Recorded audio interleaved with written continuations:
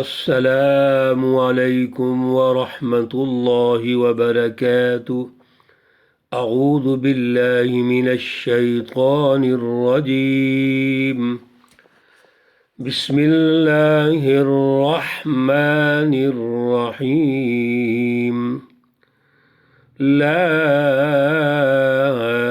اقسم بهذا البلد وأنت حل بهذا البلد ووالد وما ولد لقد خلقنا الإنسان في كبد صدق الله العلي العظيم۔ اللهم صل على سيدنا ومولانا محمد النبي الأمي وعلى آله وأصحابه وبارك وسلم وصل عليه۔ معزز سامعین و سامعات، پارہ نمبر 30 سورۃ البلد، آیات مقدسہ 1 تا 4 ہیں۔ اللہ رب العزت ان آیات کا فہم اور شعور عطا فرمائیں اور عمل کی توفیق اور صلاحیت عطا فرمائیں۔ سورۃ البلد مکی صورت ہے اور اس میں 20 آیات ہیں۔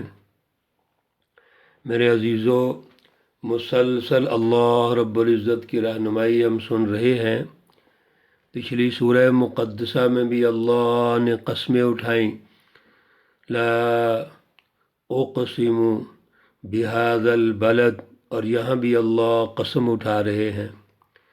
پہلے قسمیں اٹھا کر اللہ نے ارشاد فرمایا، حل فی ذالک قسم لذی حجر، ان قسموں میں جو عقل والے ہیں، سمجھدار ہیں، ان کے لیے غور و فکر کرنے کا مقام ہے۔ پھر اللہ رب العزت نے قوم عاد، قوم سمود، فرعون اور اس کے مافیہ کا ذکر فرما کر اللہ نے یہ ارشاد فرما دیا کہ حب جال، حب مال یہ تکبر پیدا کرتے ہیں، اور یہ متکبرین تھے۔ فرعون اور اس کی اشرافیہ متکبرین تھے۔ اسی طرح قوم عاد اور قوم سمود کی بات ہوئی۔ اللہ رب العزت نے آخر میں یہ فیصلہ دے دیا، یا ایتھا النفس المطمئنہ، یاد رکھیے اصل میں جو کامیابی ہے وہ نفس مطمئنہ کی ہے۔ آج کی جو سورہ مقدسہ ہے اس میں اللہ رب العزت نے پھر قسمیں اٹھا کے یہ ارشاد فرما دیا کہ لا اقسم بہذا البلد، یہ جو شہر ہے اس کی میں قسم اٹھاتا ہوں۔ یہ کون سا شہر ہے؟ مکہ شہر، مکہ معظمہ کی قسم۔ پہلے بھی عرض کر چکے ہیں، جب بھی اللہ قسم اٹھاتے ہیں کسی چیز کی بھی، اس کی حقیقت کو واضح کرتے ہیں۔ ہماری نفسیات اور مزاج کے مطابق اللہ گفتگو کرتے ہیں تاکہ گفتگو کو سمجھنے میں آسانی ہو جائے۔ اللہ رب العزت تو ہمیں ہدایت دینا چاہتے ہیں، اور یاد رکھو میرے عزیزو، ہدایت اسی وقت آتی ہے جب اس کا فہم آسان ہو، ماحول کے مطابق ہو، طبیعتوں کے مطابق ہو۔ تو اللہ رب العزت بھی ہمیں ہدایت دینا چاہتے ہیں۔ اس لیے اس سورہ مقدسہ کا جو بنیادی موضوع ہے وہ رسول اکرم صلی اللہ علیہ وسلم کو مکہ مکرمہ میں اقتدار اور حکومت دینے کا وعدہ کیا گیا ہے، اور یہاں کے جو سرداران مکہ ہیں ان کو واضح کیا گیا کہ ان کی تباہی ہوگی، ان کو شکست ہوگی، اور ان کے جرائم کو واضح کیا گیا ہے۔ اس لیے یاد رکھیے، یہ جو کہتے ہیں جی نبی علیہ السلام کی جو دعوت ہے وہ اصلاح کی ہے، وہ تبدیلی کی نہیں ہے، سسٹم کی تبدیلی کی نہیں ہے، انقلاب کی نہیں ہے۔ یہ اس سورہ مقدسہ کے آغاز میں ہی اللہ رب العزت نے رسول اللہ صلی اللہ علیہ وسلم کو غلبے کے اعتبار سے، سسٹم کی تبدیلی کے اعتبار سے بات کی ہے۔ اور سب سے بڑی بات یہ ہے کہ خوشخبری سنا دی کہ یہ جو بلد ہے، شہر ہے، مکہ مکرمہ ہے، مکہ معظمہ ہے، اس کی تو بڑی فضیلت ہے، اس شہر کی حرم کی بڑی فضیلت ہے۔ لیکن ایک وقت ایسا آئے گا کہ رسول اللہ صلی اللہ علیہ وسلم کو اللہ اجازت دے دیں گے کہ آپ اس شہر میں داخل ہو سکتے ہیں، اور داخل ہو کر آپ ان ظالموں کا مقابلہ کر سکتے ہیں۔ حالانکہ حرم کے اندر لڑائی منع ہے، لڑنا منع ہے، لیکن رسول اللہ صلی اللہ علیہ وسلم کو اللہ نے اجازت دے دی۔ چنانچہ فتح مکہ کے دن رسول اللہ صلی اللہ علیہ وسلم کو یہ ممانعت نہیں رہی، اس لیے آپ نے فتح مکہ کے موقع پر یہ اعلان فرمایا کہ جو شخص بیت اللہ شریف میں چلا جائے گا اس کو حرم ہو اور اس کو امن ملے گا، یعنی حرم کے اندر بھی امن ملے گا، لیکن جو ڈر کے بھاگے گا، لڑے گا، لڑتے لڑتے وہ بھاگ جائے گا، اس کو امن نہیں ملے گا۔ اس لیے کچھ لوگوں کے متعلق پتہ چلا کہ انہوں نے غلاف کعبہ کو پکڑا ہوا ہے اور چھپے ہوئے ہیں، تو رسول اللہ صلی اللہ علیہ وسلم نے فرمایا ان کو پکڑ لو، ادھر ختم کر دو ان کو، یہ ظالم ہے، یہ ظالم مافیا ہے۔ آج یہ اس جگہ پر لڑائی کے مقابلے پہ جو آ چکے ہیں وہ نہیں بچ سکتے۔ ہاں جو مقابلے پہ نہیں آئے ان کو امن ہو گیا، جو حرم میں چلے گئے اور امن میں آ گئے، انہوں نے ہتھیار ڈال دیے، ان کو تو باہر بھی، یہ تو حرم ہے، حرم مکہ ہے میرے عزیزو، رسول اللہ صلی اللہ علیہ وسلم کا تو عام معافی کا اعلان تھا۔ لا اقسم بهذا البلد، قسم کھاتا ہوں میں اس شہر کی، اور یقیناً یہ شہر، یہ مکہ، یہ وہ جگہ ہے، وہ شہر ہے جہاں تمام انبیاء علیہ والسلام نے اس کا طواف کیا ہے۔ حضرت ابراہیم علیہ السلام نے اس کی تعمیر کی، اسماعیل علیہ السلام نے بھی اس کی تعمیر کی ہے، اور پھر رسول اللہ صلی اللہ علیہ وسلم اور تمام انبیاء علیہ والسلام اس شہر میں تشریف لائے۔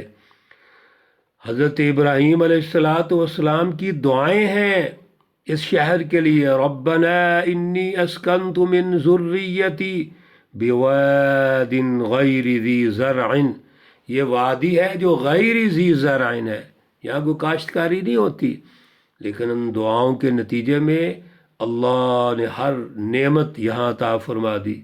وَأَنْتَ حِلٌّ بِهَذَا الْبَلَدِ، اور تجھے حلال ہو گیا اس شہر میں، یعنی رسول اللہ صلی اللہ علیہ وسلم کو فتح مکہ کے دن یہاں اب کوئی رکاوٹ نہیں ہے، آپ کے لیے جائز ہے کہ سنگین مجرموں کو خاص کعبہ کی دیوار کے پاس بھی قتل کر سکتے ہیں۔ بخاری شریف میں بھی یہ حدیث مبارکہ ہے، رسول اللہ صلی اللہ علیہ وسلم نے فرمایا میرے لیے فتح مکہ کے موقع پر یہ حرم میں حلال کر دیا گیا، کیا کہ یہ جتنے مجرمین ہیں جو مقابلہ کریں گے ان کے مقابلے کی شکل میں ہم ان کو وہاں قتل کر دیں گے۔ وَوَالِدٍ وَمَا وَلَدَ، اور والد یعنی ہر والد اور مولود جس نے جنا ہے، یہ آدم علیہ السلام بھی مراد ہیں اور تمام ان کی اولاد مراد ہے۔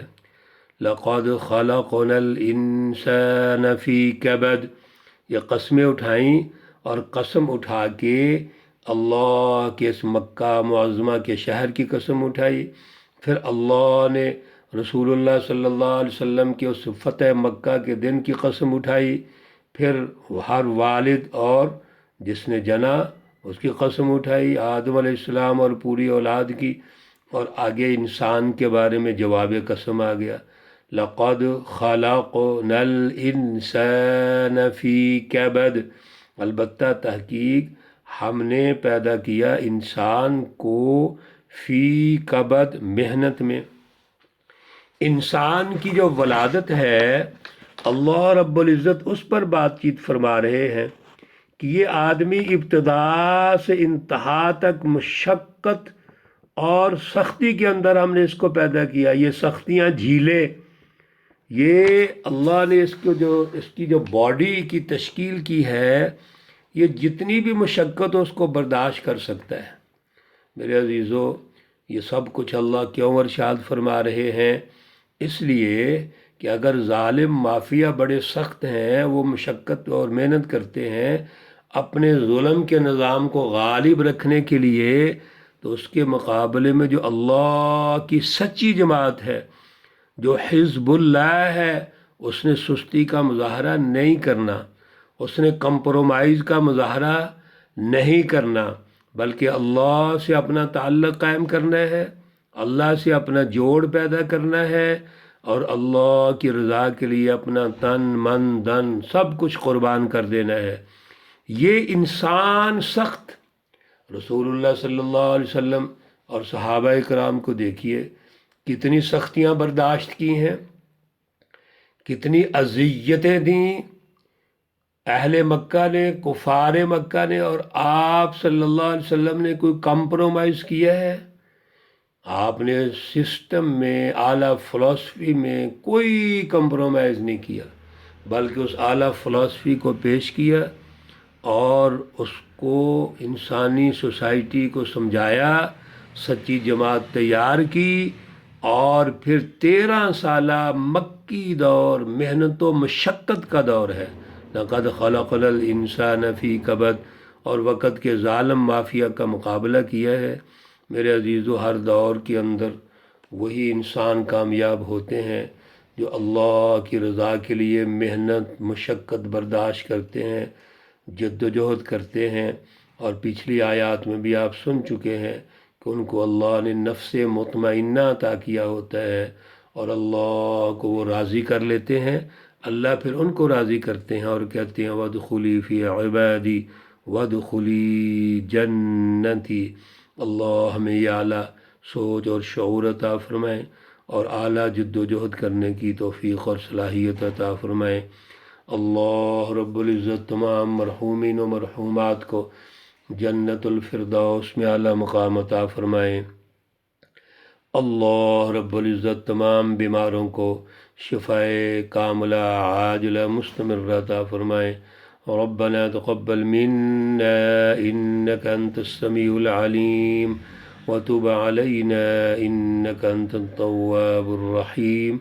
وصلى الله تعالى على النبي الأمي محمد وعلى آله وأصحابه أجمعين برحمتك يا أرحم الراحمين. السلام عليكم ورحمة الله وبركاته.